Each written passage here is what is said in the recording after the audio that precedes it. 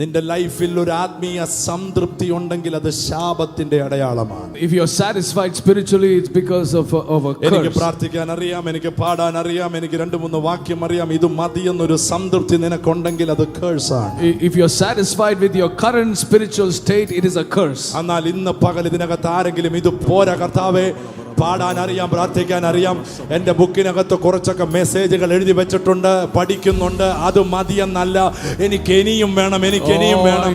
എന്തിനാണ് ഇങ്ങനെ പ്രാർത്ഥിക്കുന്നത്, എന്തിനാണ് ഇങ്ങനെ കരയുന്നതെന്ന് എനിക്കറിയില്ല. പക്ഷെ അകത്തിന്റെ അകത്തൊരു ദാഹമുണ്ടെങ്കിൽ,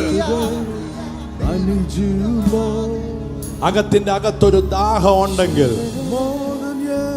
അത് വെളിപ്പെടുത്തുന്നത് നിനക്ക് ഇനിയും മുന്നോട്ട് പോകാൻ പറ്റും, ഇനിയും നിനക്ക് ജയിക്കാൻ പറ്റും. കൊതിയുള്ളവരുണ്ടെങ്കിൽ കരം ഉയർത്തി യേശുവേ എന്ന് വിളിച്ചാട്.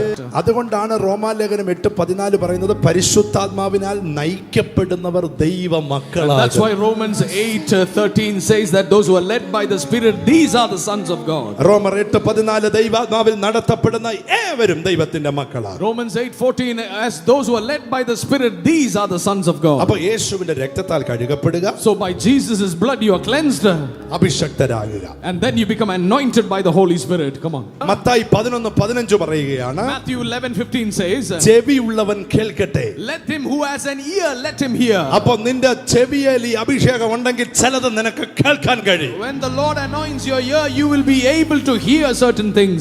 ചുറ്റുമുള്ളവർ കേൾക്കുന്നത് മൊത്തം അതും ഇതും പ്രശ്നവും പ്രയാസവും പരിവട്ടവും ഒക്കെ ആയിരിക്കും. പക്ഷെ നീ അതിന്റെ നടുവിൽ ദൈവ ശബ്ദം കേട്ടോണ്ട് ജയാളിയായി നടക്കും. Oh, your anointing on the ear will cause you to hear the voice from the Father. ചുറ്റുമുള്ളവർ നിന്നോട് പറയുന്നു, The people around you says, നീ തീരാൻ പോവാണ്, you are finished, അടുത്ത മാസം ഇല്ലാതാകും, nothing will be, ഭയങ്കര പ്രശ്നം വരാൻ a പോവാണ്. lot of problems will come. പക്ഷെ നിന്റെ ചെവി അഭിഷേകമുള്ളതുകൊണ്ട് But because your ears are anointed, നീ കേൾക്കും, you will hear. ഒരു കുഴപ്പമില്ല, ഇതിന്റെ നടുവിലൂടെ നീ ജയാളിയായി നടക്കും. Oh, you shall be more than a conqueror through this trial. ഇന്ന് പകൽ ഞാനൊന്ന് കാണട്ടെ, എത്ര പേരുണ്ട് ആ പ്രശ്നങ്ങളുടെ നടുവിൽ ഈ ശബ്ദം കേൾക്കുന്ന എത്ര പേരുണ്ട്? Oh, how many of you can hear this voice? Hallelujah. അങ്ങനെ കേൾക്കാൻ തുടങ്ങുമ്പോൾ, When you begin to hear this voice, റോമാലേഖനം 10:17 പറയുകയാണ്, Romans 10:17 says, വിശ്വാസം കേൾവിയാലും faith comes by hearing, കേൾവി ക്രിസ്തുവിന്റെ വചനത്താലും and വരികയാണ്. hearing the word of Christ. നീ അഭിഷേകമുള്ള ചെവിയിലൂടെ വചനം കേൾക്കുമ്പോൾ, When you hear the word from an anointed ear, നീ ഒരു ശക്തനായ വിശ്വാസിയായി മാറും. you will be filled with faith. സങ്കീർത്തനം 46 പറയുകയാണ്, Psalm 40 and verse 6 says, അവൻ എന്റെ ചെവികളെ തുറന്നിരിക്കുന്നു. oh, he has opened our ears. രണ്ട് കരവും ഉയർത്തി പിടിച്ചാട്.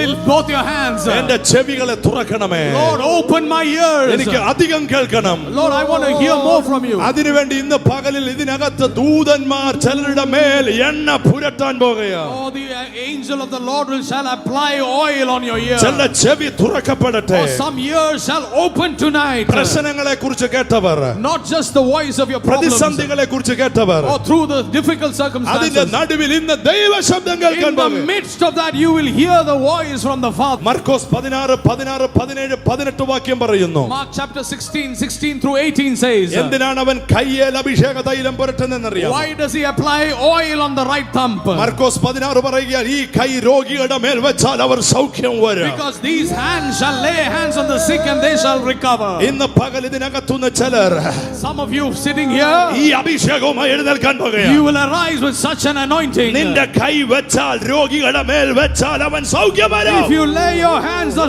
sick shall be healed. വലത്തെ കാലിൽ എണ്ണ പുരട്ടുന്നു. And there was an application of oil on the right big toe. എന്തിനാണ് കാലിൽ പുരട്ടുന്നത്? Why is it applied on the big toe?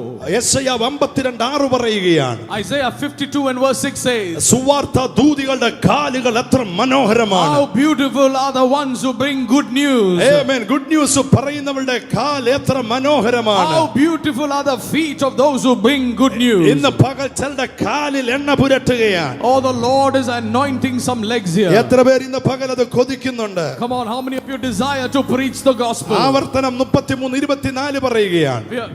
Deuteronomy 33 Verse number 24. and 24 says, നിന്റെ കാൽ എണ്ണയിൽ മുക്കട്ടെ.